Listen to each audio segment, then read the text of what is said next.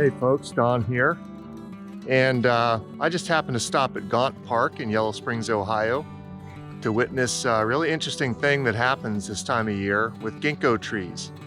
So we had our first particularly hard freeze last night, and the ginkgo trees, which produce a brilliant yellow foliage in the fall, basically have a highly coordinated leaf drop. Almost all of their leaves drop within a day or two. And I'm noticing it's happening with a lot of trees. So let's take a look at that for a minute. All right, so here's ginkgo, and there's a ginkgo with its beautiful golden fall color against the blue backdrop of the sky. And its leaves are just raining down. You can see how many are already on the ground. And that tree, by the end of today, will be completely devoid of leaves. So it basically it's lost almost all those leaves in one day. Okay, now that particular ginkgo was pretty far along in its development. And while there are ginkgos right next to it, you see this one, that's also a ginkgo. It's very green still. So it's several days behind its partner here. And so that one will do this same thing probably, maybe in about 3 or 4 days, 5 days from now. All right, so, and on down the line here, you can see here's another one that's still quite green. It's just losing its, the yellow leaves, but it has lots of green leaves. But as we look further down, you can see the same thing happening. Here's a set of ginkgos. And the leaves are just raining down. These more yellow trees will basically be empty of leaves by tonight. Okay, so this is really a fun phenomenon to witness this time of year. If you're anywhere near ginkgos, I just happened to be driving up the street and noticing this happening with another backyard tree of a friend. And so now staking out ginkgos to witness this has become very popular. You know, one of these things that people do, just waiting for the right day to witness the ginkgo leaf fall. And today's the day for a lot of these. Ginkgos are a really interesting tree as well. Let's take a look at a leaf of a ginkgo.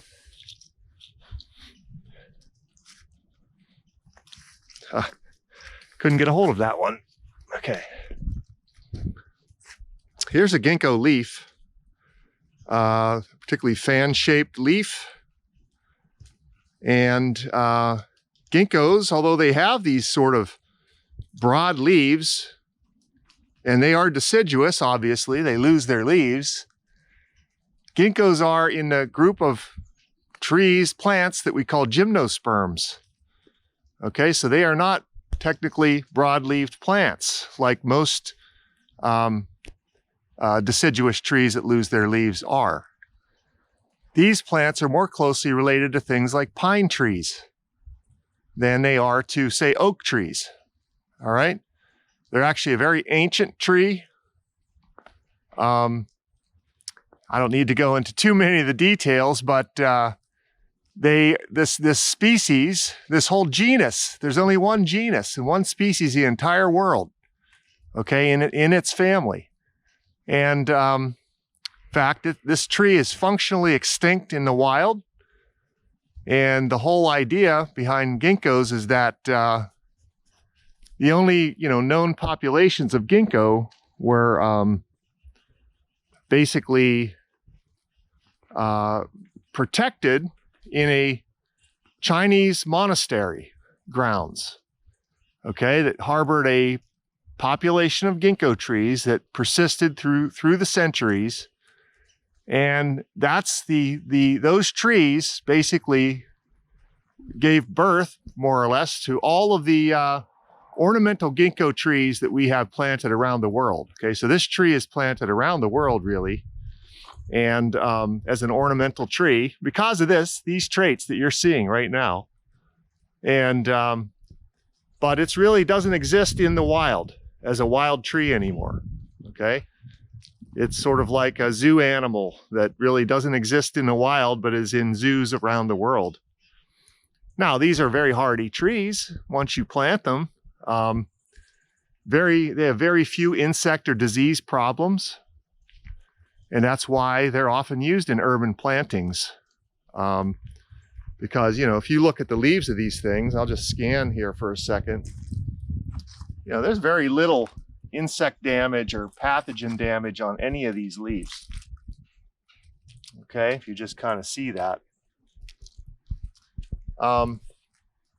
There is one downside to ginkgos, and that is that they do make a fruit-like reproductive structure in the fall. The females do.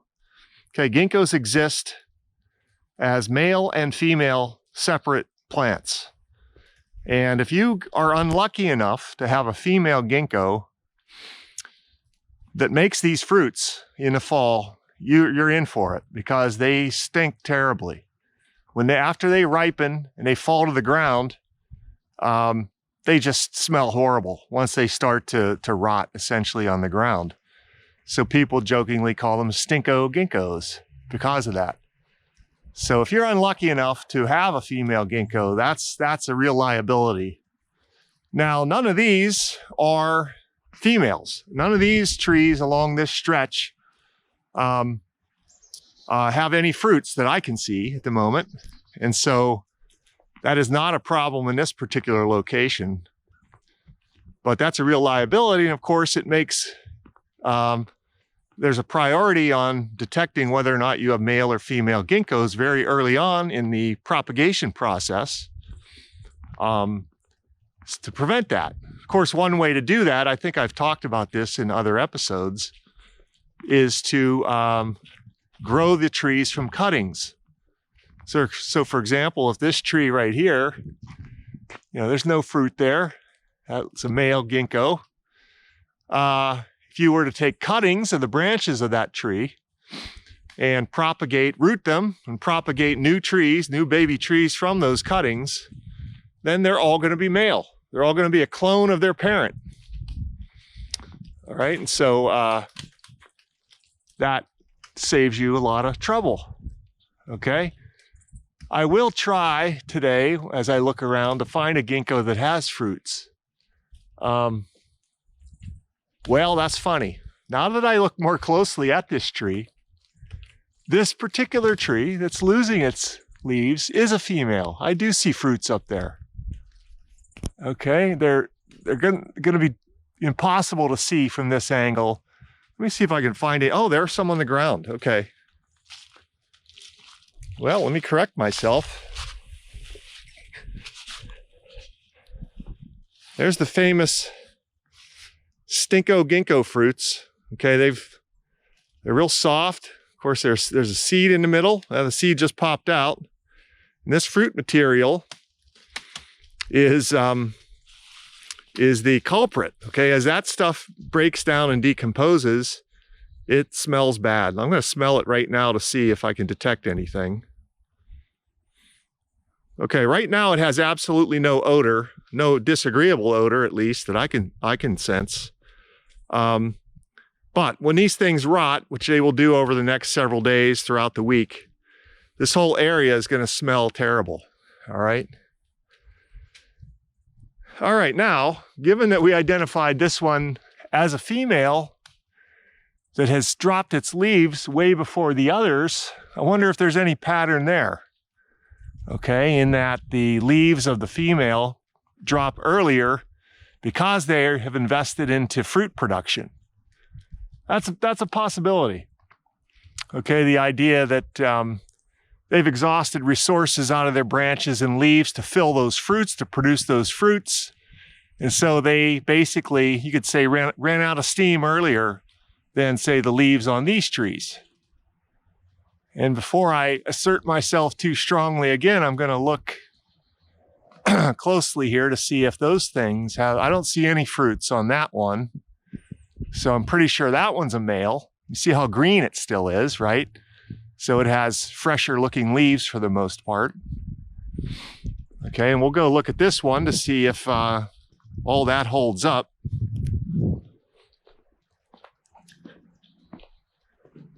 I'm filming today without my head strap or my handheld post, so I hope this is pretty steady here. But yeah, again, I'm not seeing fruits on that one, and that one is still very green. Okay, and again, I've talked in past episodes about how those leaves are green because they still have a lot of fresh live chlorophyll in them. They're still photosynthesizing. That tree is still technically growing this for the season because those green leaves are still photosynthesizing. And then the process of leaf color change in the fall is the loss of that chlorophyll. Okay, so this yellow color left behind here are pigments that were in those leaves all season that got revealed as the chlorophyll was, metabolized by the plant, by the tree. And of course that happens because chlorophyll has a lot of very valuable nutrients in it, like nitrogen and magnesium, that the plant tries to recover before the leaves drop, or otherwise it's just a waste, okay? Where the pigments that make these yellow leaf colors are relatively cheap, you could say, okay? They don't have nitrogen or sulfur or any real difficult to acquire minerals. They're mostly just hydrocarbons consisting of hydrogen, carbon, and oxygen. All right, so let's get close to the ginkgo bark as well. Okay, they're characterized by this light gray, somewhat furrowed bark. All right, it's pretty tough. Okay, it's not flaky really. And so that's ginkgo bark. And then people might recognize that ginkgo is one of these herbal remedies, okay, that gets sold as an extract or a tincture or what have you. Ginkgo biloba is the genus and species, okay, and so you might see that on store shelves near you. Whether or not it really works is maybe up for debate, but it certainly has been studied. There are compounds in the leaves or the fruit of this tree that could potentially have biological effects of a variety of sorts. And so a lot of people swear by it, okay? Oh, wow. Something happened there and a whole bunch of fruits and leaves just fell. I think if I stood here for about 30 more minutes, that tree would be completely devoid of leaves. Okay, it's really interesting to witness.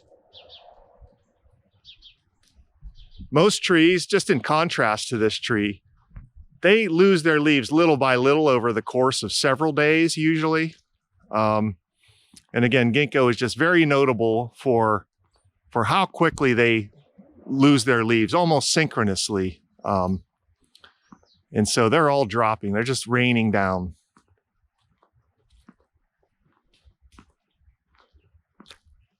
And again, if you look out here, I'm at Gaunt Park in Yellow Springs, which is a recreational park.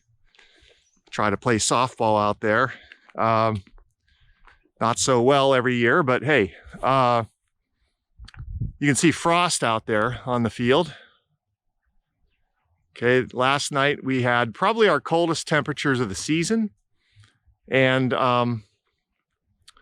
that's leading to the drop of these leaves. Okay, they just kind of turn yellow, just poised to drop, and a hard frost will trigger them to just finally make that final detachment from the tree. Of course, the leaf drop is a controlled process by the tree. They don't just break off and cause a wound, where the leaves attach to the branch. There's a controlled, what's called an abscission layer that's formed between the leaf stalk and the branch. Okay, that starts to build up over the period of a few weeks, and it essentially seals off the place where the the leaf attaches to the branch before the leaf falls. Okay, so an open wound isn't left behind. So once that leaf is poised to fall, it will break at this abscission layer and fall to the ground. And there's a leaf scar left behind, but it's not an open wound. It's already basically healed. Okay, and so it's a controlled process. And of course, it just takes a little wind, frost, mechanical disturbance to get the leaves to finally fall. So this is a maple, of course. It looks like a red maple hybrid to me. All right, and here's an oak, some oak trees that are turning nicely. This is white oak. These trees, by the way, represent memorial trees that are planted by the Yellow Springs Tree Committee as part of their responsibilities. Planting and maintaining tribute trees throughout the village of Yellow Springs, and caring for and maintaining just tree health and promoting trees, okay, to the village. So, but here's a white oak. You can see that white oaks turn quite red. That's pretty common. A common color for oaks in the fall is red before they drop. Okay, and then of course that abscission layer, which is, not going to be able to see it, but basically right there, that leaf stalk broke free from the tree at the abscission layer. So we're past the peak now.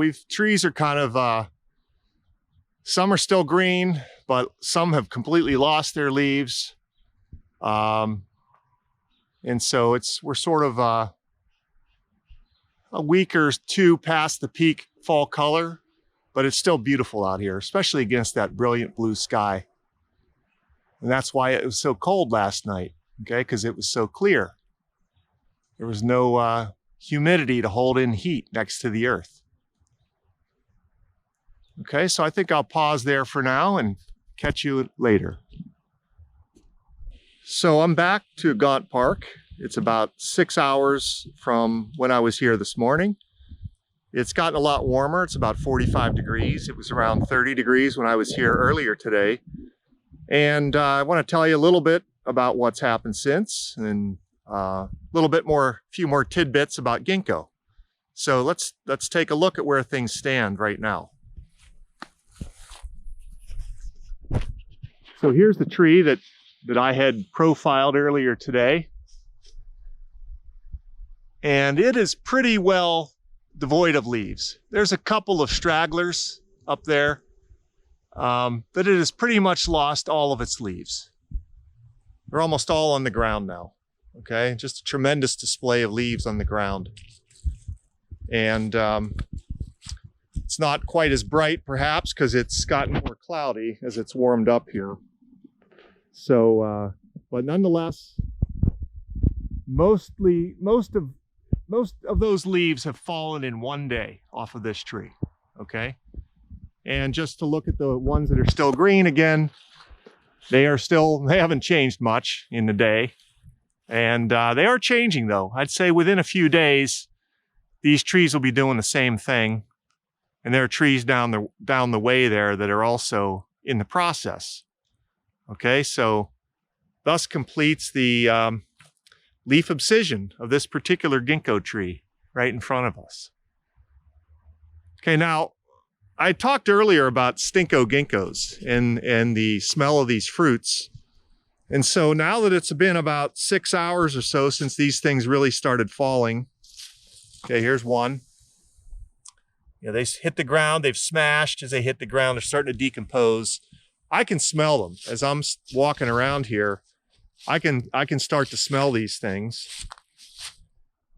And that smell, by the way, comes from the compound called butyric acid. And that's something that gives these things the odor of vomit, more or less, while you're here. It's hard to describe exactly this smell until you're up close and personal with it, but it's not pleasant. Let's leave it at that. Also earlier, you might remember that I handled a fruit and I popped the seed out of one fruit and took a look at it. So I had a little bit of that juice on my hands. And in fact, a little bit of it got on this camera. Don't tell the owner of the camera, and within the hour before I was able to wash my hand started to smell, and the camera actually started to smell until I was able to wash that stuff off my hands. So it's pretty powerful. And again, it stems from the presence of butyric acid in those fruits, and it's pretty awful. Okay, so if you want to abuse your friends, stuff their shoes full of these things. The other thing I was going to point out is just a little bit more about ginkgos and their origin and so forth. I talked about them being an ancient tree without giving too many details, but you know, and the fact that these trees are related more closely to pine trees than they are to, say, oak trees. I could just give you a few more details on that. This thing I'm calling a fruit, by the way, is not really a fruit. It's a fruit-like structure, but it does not qualify for what we term a fruit in botanical terms. A fruit is a swollen ovary of a flower. That's the definition of a fruit. And fruits can be fleshy, they can be hard and dry, they can be papery, they can come in all shapes and forms, but that's the technical definition of a fruit. The swollen ovary of a flower after it's been fertilized and starts to develop, you know, into a fruit with seeds inside of it. Okay, so these things I'm calling fruits do not fit that definition. And so I just wanted to clarify that a little bit, but they're very fruit-like. I had talked a little bit about, well, in that regard then, the closest relative of these trees that some people might have heard of before are called cycads. Okay, so cycads do not grow around here either. Again, these are not native trees. You might find them in a greenhouse or a mall type situation. They have these large palm-like leaves, and they're also cone-bearing plants. And they're the closest living relatives of ginkgos. All right. Now, how old are they? I called them ancient. Ginkgos in this form that you're seeing in front of me are thought to be 170 million years old. Okay, so that's pretty amazing. Okay, you've got to think about the fact that there were the animals that would have been roaming the earth, dinosaurs of various sorts, that would have looked up, perhaps fed upon trees that looked almost identical to these trees, okay, 170 million years ago. There are more than that. There are fossilized specimens of close relatives, maybe not Ginkgo biloba, but a close relative that has been dated to 290 million years old, okay? So that means this tree, or very close relatives, progenitors of this tree, go back to, you know, almost 300 million years ago.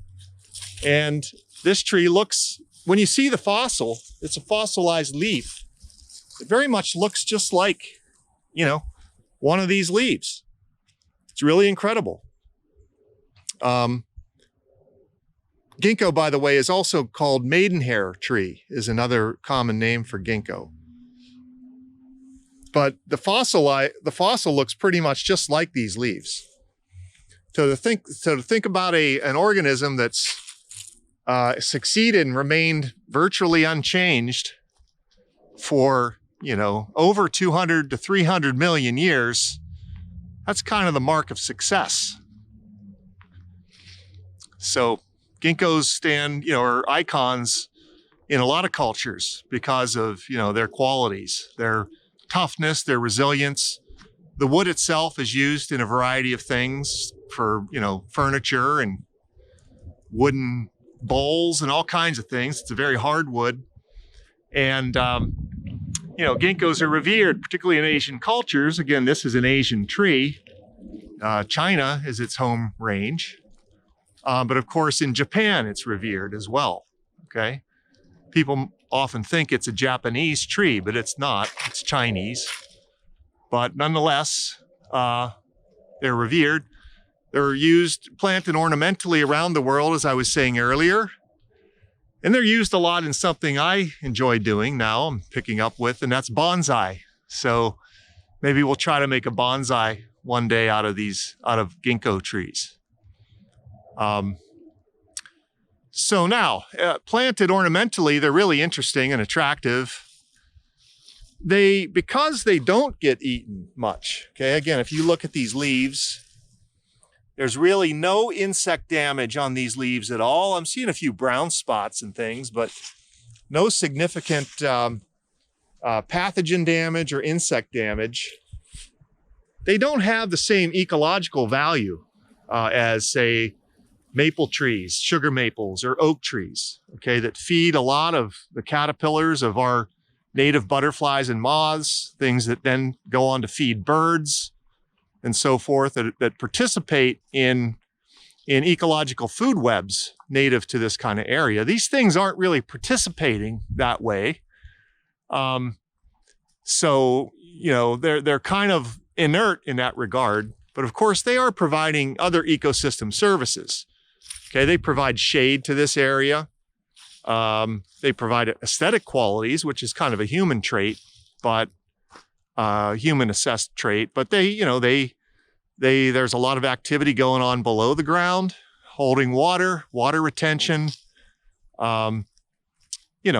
moderating air quality, humidity, and so forth. So they still have lots of ecosystem service. They provide a lot of ecosystem services, but not as much to the kind of biodiversity that a lot of people care about, okay? The insects and birds and things like that.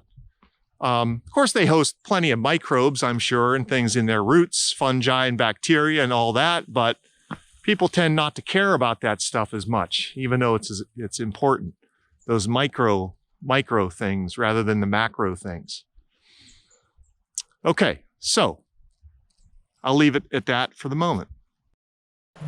Okay, I'm going to conclude this segment on ginkgos by talking a little bit about this little ginkgo that I found in my yard. And so this is a tree that had volunteered in the yard. I don't know where it came from. A squirrel apparently brought the seed into the yard and buried it, and it forgot about it, and the tree grew. Okay, so now I was aware of this tree in my yard for quite some time, actually. And I didn't really want it at the time. I didn't want it where it was growing. It was underneath another tree. So I actually had clipped this tree down a couple of times during its life. So this tree is probably actually on the order of, I don't know, 5 years old, maybe at this point, since I first noticed it. And in fact, if you look at this point right here, I had clipped this thing couple of years ago, right at that point, and these two stems have grown back since then. All right. Now, in the last several years, I've been getting into bonsai, making bonsai, and ginkgo is one of the species that has been used historically in bonsai. Pretty straightforward, traditional bonsai material. And so I've decided I'm going to make this one into a bonsai. I'm not going to do it today, but I might do it in the future on camera, just for fun. And in part, the clipping that I did to it is the start of making bonsai in many cases, to keep a tree short, let its base of its stem thicken. The whole goal of bonsai is to make a small tree in a pot look like a very large old tree that might grow out in nature. So that clipping created this short, thickened part of the stem with these younger branches that came off of it that I'll manipulate and prune and so forth and style into bonsai. It also has a nice little curve to it. If you see that, that kind of movement is something you look for in bonsai. So I'll try to exploit that too when I turn this into a bonsai. But the one thing, so I just recently transplanted this from my yard into this pot. This is just a pot to grow it out for a while. It's not a traditional bonsai pot. But I did want to show you another thing on the leaves of this tree relative to the leaves I've shown you earlier from the trees at Gaunt Park that look pretty much just fan-shaped, okay, and complete. This just illustrates some of the variation you can see in ginkgo leaves, and that is they can be split like this, okay, sometimes split in, you know, at several locations in the leaf, okay? So that just kind of indicates what we call plasticity in leaf morphology in plants or trees in this case, that they can take on a variety of forms, often depending on where they're growing and how they're being grown. So again, those large mature trees I showed you, earlier, generally had complete fan-shaped leaves without those sorts of slits in them. Now, there was a myth out there that I've seen that the presence of those slits differentiate male versus female ginkgos, but that's not true. Okay, this is just normal variation you expect to see in ginkgo trees out in nature. And so anyhow, this tree is I'll just let this grow for, it's going to just sit dormant over the winter here. We're in early November now, and come spring I'll start to train it and prune it, style it into a bonsai. All right, I might keep only one of these stems or both, we'll see. So but that's it. All right, so I hope you enjoyed this segment on ginkgos and what they do this time of year, which makes them a little bit special. And so we'll see you again. Take care. Bye-bye.